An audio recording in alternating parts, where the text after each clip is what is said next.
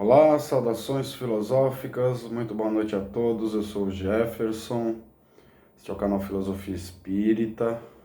Hoje, dia 14 de outubro de 2024, estamos na primavera, município da Praia Grande, litoral sul do estado de São Paulo, para mais um estudo do nosso curso, que é o Espiritismo, edição da FEESP, Federação Espírita do Estado de São Paulo. É um curso aí da área de ensino. Hoje vamos estudar a 17ª aula, parte A, um tema bastante polêmico: cremação, doação de órgãos e transplante. Na verdade, mais de um tema, né?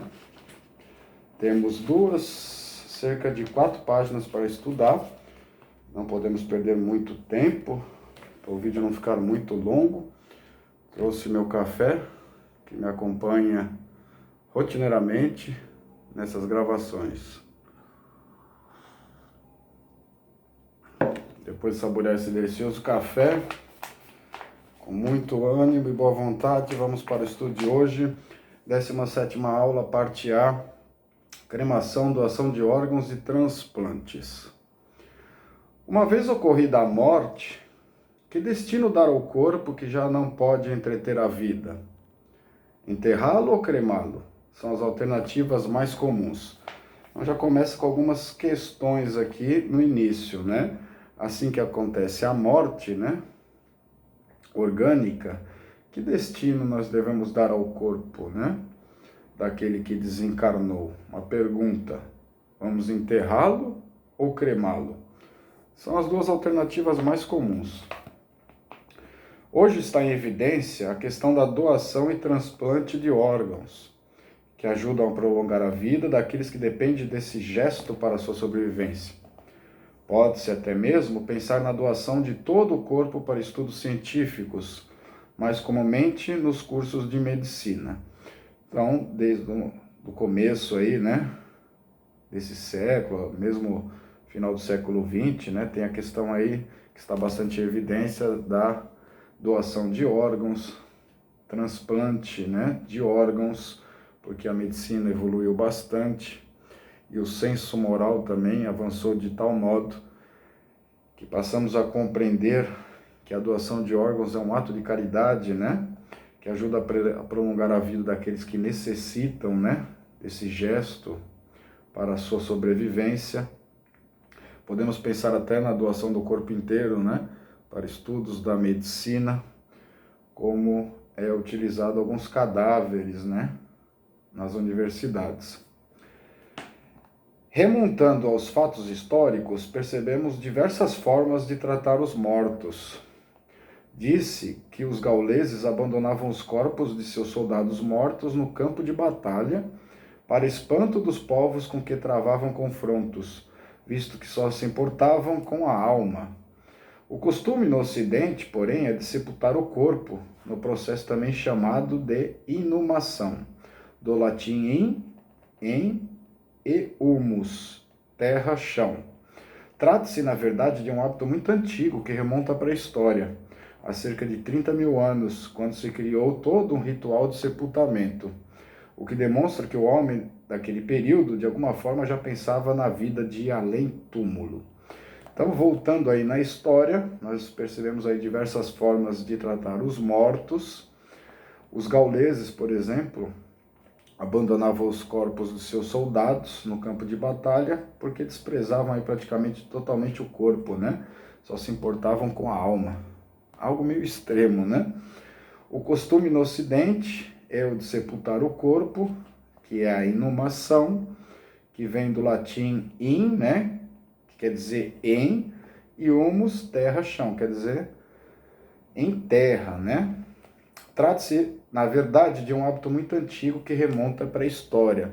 Logo, né, que o princípio inteligente passa ao gagar a se tornar espírito, até a consciência de si mesmo, o pensamento contínuo, né, começa a desenvolver-se, começa a ter a preocupação com os mortos, né, de enterrá-los, de preservar, né, esses corpos, com a ideia, né, que ele teria aí um prolongamento da vida de além-túmulo.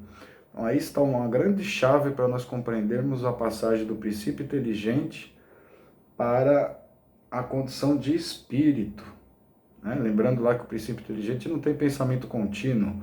Por exemplo, um cachorro, ele não tem o pensamento contínuo. Tem o pensamento intercalado, né? Mas está sempre pensando ali, né? Para quem pensa que o cachorro, né, e os animais não têm pensamento, eles têm uma espécie de pensamento. Isso é esclarecido, né, nas obras espíritas, várias delas tratam desse assunto. A cremação é um costume antigo do homem.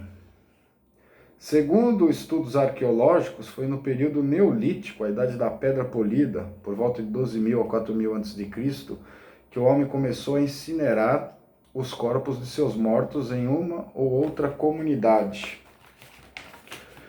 Na idade dos metais, de 6,5 mil anos a 5,5 mil anos atrás, passou-se a disseminação mais ampla desse costume. Então, seguindo a rotina aí cronológica, histórica, nós vemos que a cremação é um costume antigo do homem, né? Remonta aí aos períodos arqueológicos, precisamente o período neolítico, que é chamada aí a Idade da Pedra Polida, de 12.000 a 4.000 anos antes de Cristo, que o homem começou a incinerar, cremar os seus mortos, né? Em uma ou outra comunidade.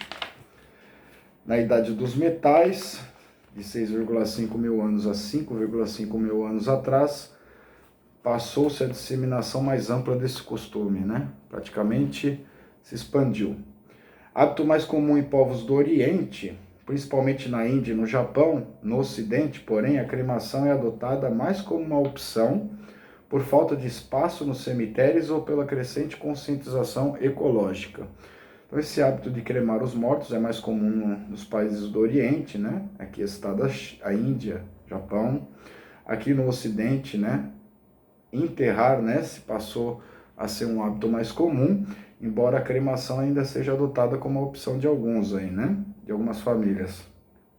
Muito também por causa da falta de espaço nos cemitérios ou pela crescente conscientização ecológica. Mas ainda não uma decisão mais disseminada, né? Segundo o posicionamento da doutrina espírita, a cremação nada tem de prejudicial ao espírito, visto que apenas o corpo é consumido pelo fogo, depois de observados todos os trâmites legais para o ato e o tempo de espera, que varia de 24 a 72 horas em média.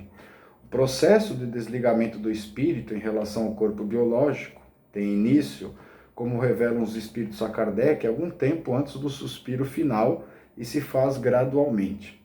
Nunca uma separação brusca, pois acontece como na ocasião da união do espírito ao corpo, no momento da encarnação, se operando célula a célula. Algumas observações neste parágrafo, segundo a doutrina espírita, a cremação nada tem de prejudicial ao espírito, né? Claro que isso é em regra, mas há exceções, visto que apenas o corpo é consumido pelo fogo, né? Material ali, mas nós vamos ver alguns detalhes que alguns espíritos ficam presos, né, a essas sensações, então por isso tem essas exceções. Depois de observados os trâmites legais, o tempo de espera lá que varia de 24 a 72 horas, essa opção pela cremação é mais tranquila, mais segura, né? O desligamento do espírito, pelas informações que nós temos na codificação, né, em relação ao corpo biológico, às vezes acontece até mesmo antes do suspiro final, né, para alguns espíritos aí que têm méritos para esse tipo de desencarnação. Claro que não é uma regra, né? Cada caso é um caso. Eles dizem que nunca a separação é brusca, é gradual, variando aí segundo a natureza e a condição de cada espírito. Como se dá na reencarnação, né? Que célula a célula vão se ligando, a do perispírito com a do corpo físico. E na desencarnação a mesma coisa, né? Elas vão parando de vibrar até que há um desligamento completo e o desprendimento total do espírito. Quando ele tem condição de fazer isso, né? Obviamente. O que pesa na escolha da cremação é levar em conta o apego do indivíduo à matéria. sua formação cultural e religiosa, isto é, a maneira como encara a morte. Na verdade, o corpo sem vida orgânica não transmite nenhuma sensação física ao espírito e qualquer reflexo que esse sinta, em razão da cremação, será de ordem moral e não material. É certo que alguns espíritos ficam mais tempo ligados ao corpo que deixaram, muitas vezes acompanhando até mesmo o processo de sua decomposição.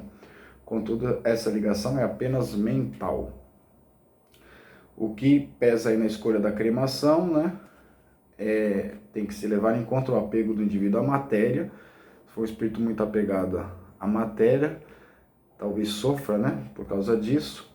Também tem que levar em consideração a formação cultural e religiosa desse indivíduo, como ele encara a morte, né? O corpo sem vida orgânica não transmite nenhuma sensação física da matéria ostensiva ao espírito, apenas aí, né, sensações de ordem moral, repercussões de ordem moral e não material, material no sentido da matéria ponderável, né? Não aquela matéria mais sutil, porque o próprio perispírito é de matéria sutil. Alguns espíritos ficam mais ligados ao corpo, né? Algumas exceções aí, muitas vezes dos suicidas, né? E ficam aí presos ao processo de decomposição, e se fossem cremados, né? Se forem cremados, vão sentir aí uma espécie de dor moral, né? Da chama ali, vamos dizer. Se o indivíduo valoriza mais a vida material que a espiritual, mesmo que for enterrado muitas vezes, se acreditará ainda encarnado, experimentando as sensações do esgotamento das forças vitais. Assim torna-se fundamental a preparação para a morte, como faziam os antigos egípcios, desde o nascimento do ser. É necessário um esforço de autorrenovação, assim como a prática desinteressada do bem. Além disso, o decidido desapego, ainda em vida, das ligações materiais, será essencial para a opção da cremação, não deixando dúvidas quanto ao que se deve fazer do corpo após a morte. Né? Então, se o indivíduo valoriza mais a matéria do que o espírito, mesmo ele sendo enterrado, ainda vai experimentar sensações do esgotamento das forças vitais. E se for cremado, né, essas sensações também da mesma forma. Aí é fundamental se preparar para a morte, né, como já faziam as civilizações egípcias, né, que tinham um amplo conhecimento sobre a vida após a morte. É necessário um esforço de autorrenovação, a prática desinteressada no bem, a reforma íntima, que nos vai dar méritos para uma desencarnação mais tranquila, mais suave, o desapego, né, das questões materiais, será essencial pela opção da cremação, né, não deixando dúvidas aí aos familiares quanto à opção do que se fazer com o corpo após a morte. Os relatos a respeito dos transplantes também são antigos, apesar de serem creditados a lendas e traduções sem registro científico. Na Bíblia, em Gênesis, capítulo 2, versículo 21 a 22, Adão aparece como o primeiro doador. Outro relato conhecido é dos irmãos gêmeos Cosme e Damião. Conta-se que por volta de 300 depois de Cristo, transplantaram a perna de um soldado negro recém-morto em um idoso branco que havia perdido a perna no mesmo dia. Passaram a história como mártires e posteriormente foram considerados santos pela igreja, por nada cobrarem de seus pacientes, além de combaterem os deuses pagãos. Foram perseguidos, julgados e executados pelo imperador romano Diocleciano. Isso está em História dos Transplantes de 2004, que é alguns relatos históricos, né, que remontam aí a registros antigos, né, não são creditados aí à ciência, mas estão em livros sagrados, como a Bíblia. Adão aí aparece como primeiro doador, como está em Gênesis capítulo 2, versículo 21 a 22. O registro aí dos irmãos gêmeos Cosme e Damião, duas figuras aí que são comemoradas, que depois de 300 depois de Cristo, teve esse episódio, né, do transplante de uma perna do soldado negro recém-morto em um idoso branco, que também havia perdido a perna no mesmo dia. Passaram a história os dois como mártires e posteriormente foram ser considerados santos pela igreja, né? Por não terem cobrado nada de seus pacientes, além de combaterem os deuses pagãos. Foram perseguidos, julgados e executados porque a sua moral fugia à ordinária, né? E afrontou aí o imperador romano Diocleciano. Na atual legislação brasileira, é a lei número 9.434, de 4/2/97, que dispõe sobre a doação de órgãos e transplantes. Foi posteriormente alterada pela lei 10.211, que determinava que a manifestação do desejo do doador contasse na carteira de identidade civil e na carteira nacional de habilitação. Tal modificação perdeu sua validade em 22/12/2000, portanto, hoje a doação pós-morte só pode ser realizada com autorização familiar. Alterações legislativas importantes, né, na legislação brasileira aí, a lei 9.434/97 dispunha lá sobre a doação de órgãos e transplantes. Depois foi alterada aí pela lei 10.211, que exigia aí a manifestação do desejo do doador, que constasse isso na carteira de identidade e na CNH, na carteira de motorista de habilitação. Tal modificação depois perdeu sua validade em 22/12/2000. Me lembro que na carteira da OAB, né, tem essa manifestação, né, de doador, né, quando se vai tirar, se perguntava se queria ser doador ou não, e era dos documentos aí que registrava esse desejo. Depois aí teve a alteração de 2000, né, que agora precisa da autorização familiar, né, uma espécie de endosso. Os transplantes começaram a ganhar importância nos tempos atuais, com o primeiro transplante de coração realizado pelo Dr. Christian Nettling Barnard, na cidade do Cabo, África do Sul, em dezembro de 1967. Surgindo daí a discussão dos aspectos científico, ético e moral que envolve a questão. Enfrentou-se, em primeiro lugar, o problema da rejeição do organismo do receptor em relação ao órgão transplantado. A ciência, desde então, desenvolveu novas técnicas e drogas anti-rejeição, bem sucedida na maioria dos casos. Interessante essa passagem. Os transplantes aí começaram a ganhar importância, né, com aquele histórico transplante realizado, né, do coração realizado lá na cidade do Cabo, pelo Dr. Barnard, em dezembro de 1967, né, segunda parte aí do século XX. Aí começou as discussões científicas, bioéticas, né, de moral aí, que envolve a questão. Enfrentou-se primeiro a rejeição do organismo, desenvolveu a medicina, se desenvolveu bastante, né, para criar drogas aí que lutam contra a rejeição, né, desses órgãos transplantados, e muitas vezes aí está envolvida também a questão kármica do espírito, né, que às vezes precisa passar pelaquela prova, ou quando tem méritos, o amor cobre a multidão de pecados, muitas vezes esses transplantes são bem sucedidos. Assim tem sido também, né, com a evolução espiritual e da ciência médica. Hoje, porém, as preocupações da sociedade concentram-se mais nos aspectos éticos da questão, principalmente no que diz respeito ao diagnóstico de morte. Do ponto de vista científico, é a morte encefálica que define o quadro de irreversibilidade de uma enfermidade, levando o indivíduo em pouco tempo à falência múltipla dos órgãos. Nesse caso, não há qualquer esperança de retorno à vida, e a possibilidade de erro de diagnóstico é remotíssima, em face do progresso da ciência médica, que tem por meta aplicar todos os meios ao seu alcance para dilatar a vida. Continuamos num interessante estudo aqui, né? A preocupação da sociedade aí é mais na questão ética da questão, né? Principalmente sobre o diagnóstico de morte, que precisa ser feito aí por uma junta de especialistas, né? Do ponto de vista científico, considera-se a morte encefálica para definir o estado clínico, o quadro de irreversibilidade de uma enfermidade, porque leva em pouco tempo a falência múltipla dos órgãos. Aí já não tem mais nenhuma esperança de retorno à vida, não se quebra nenhuma lei divina, né, ou lei natural. Uma delas é a de destruição, por exemplo, a questão da ressurreição, o milagre da ressurreição, né?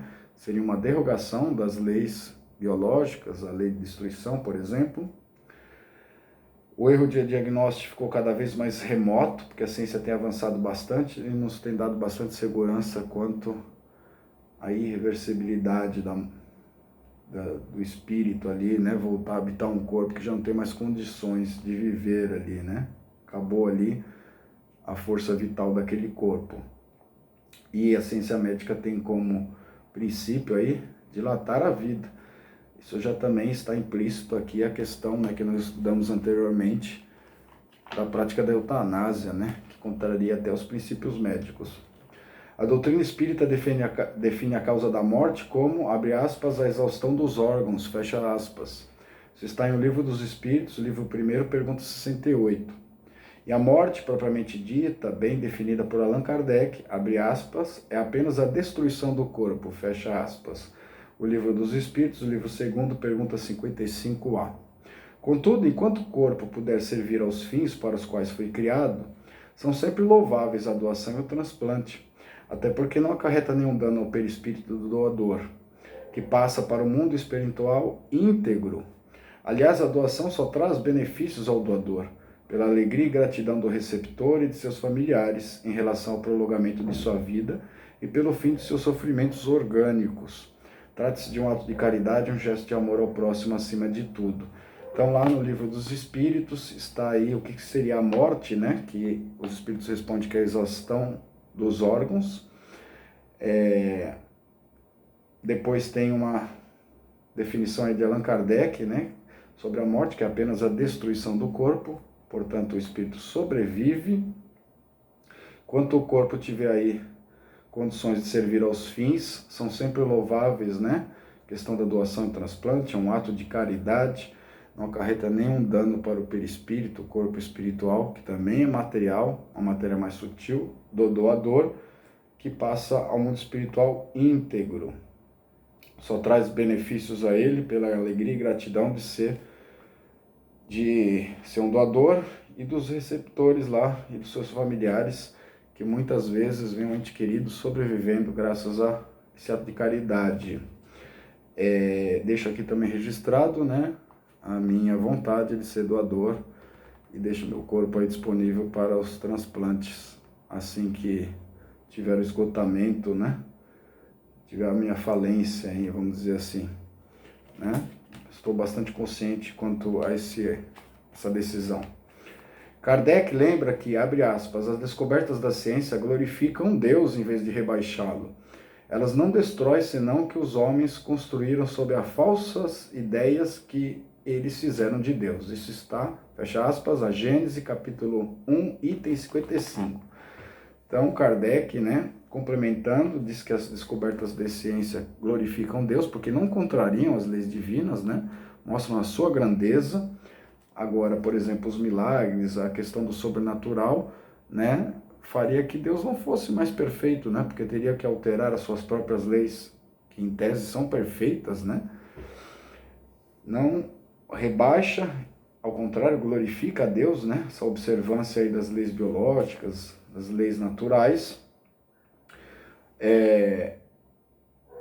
A ciência só destrói as leis que os homens prematuramente construíram, né, sobre as ideias falsas, né, de que fizeram de Deus. Então vão sendo derrogados alguns dogmas, caindo, né. A ciência busca continuamente a melhoria da vida do homem na Terra e os transplantes de órgãos são um exemplo disso. Ademais, sabemos que nada é obra do acaso. Em tudo temos as leis naturais que regulam o funcionamento do universo. Assim é que nos cabe fazer a nossa parte no auxílio ao próximo, à luz do Evangelho de nosso Mestre Jesus. Então a ciência busca continuamente o progresso, a melhoria da vida do homem, né? Os transplantes de órgãos estão aí como instrumentos de prolongamento da vida para aqueles que precisam. Nada é obra do acaso, né? Então se um espírito passa por essa situação e o outro está precisando disso também, né, tem as suas causas, que remontam muitas vezes a existências passadas, porque as leis naturais regulam o funcionamento do universo. Aí cabe nós fazermos a nossa parte, auxiliarmos ao próximo à luz do Evangelho que nos ensinou o Mestre Jesus. Bibliografia utilizada: A Gênese de Allan Kardec, O Livro dos Espíritos de Allan Kardec e A História dos Transplantes de Pereira. Passemos agora à fixação do aprendizado, as 3 questões aí, para o conteúdo ficar mais assimilado. Pergunta 1. A cremação pode trazer algum prejuízo ao espírito? Quais cuidados devemos ter para realizá-la? Segundo o posicionamento da doutrina espírita, a cremação nada tem de prejudicial ao espírito, visto que apenas o corpo é consumido pelo fogo, depois de observados todos os trâmites legais para o ato e o tempo de espera, que varia de 24 a 72 horas, em média. O processo de desligamento do espírito em relação ao corpo biológico tem início, como revelam os espíritos a Kardec, algum tempo antes do suspiro final, e se faz gradualmente. Nunca uma separação brusca, pois acontece como na ocasião da união do espírito ao corpo, no momento da encarnação. Se operam célula a célula.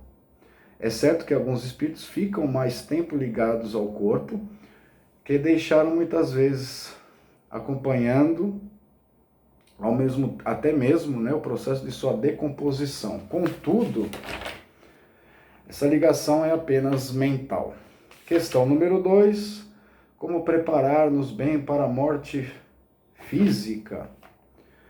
Torna-se fundamental a preparação para a morte, como faziam os antigos egípcios desde o nascimento do ser. É necessário um esforço de autorrenovação, assim como a prática desinteressada do bem. Além disso, o decidido desapego, ainda em vida, das ligações materiais será essencial para a opção da cremação, não deixando dúvidas quanto ao que se deve fazer ao corpo, do corpo após a morte. E a última questão derradeira, questão 3, porque a doação de órgãos é um ato de amor. Sempre louváveis a doação e o transplante, até porque não acarretam nenhum dano ao perispírito do doador, que passa para o mundo espiritual íntegro. Aliás, a doação só traz benefícios ao doador, pela alegria e gratidão do receptor e de sua família, em relação ao prolongamento de sua vida e por fim, dos seus sofrimentos orgânicos. Trata-se de um ato de caridade, um gesto de amor ao próximo acima de tudo. Assim, terminamos mais um estudo. Próxima aula, 18ª, parte A, estudaremos espiritismo e sexualidade, que é outro tema bastante polêmico. Agradecemos a presença de todos, nos acompanham, se inscrevam aí no canal, curtam, compartilhem, comentem, divulguem. Estamos aí quase no final do curso já, faltando pouquinho aí para a gente terminar. E com certeza continuaremos aí com os estudos das obras espíritas, porque esse é um canal espírita com conteúdo dessa natureza. Sincero, agradeço a presença de todos, uma boa noite, uma boa madrugada, uma boa manhã e uma boa tarde. Até uma próxima.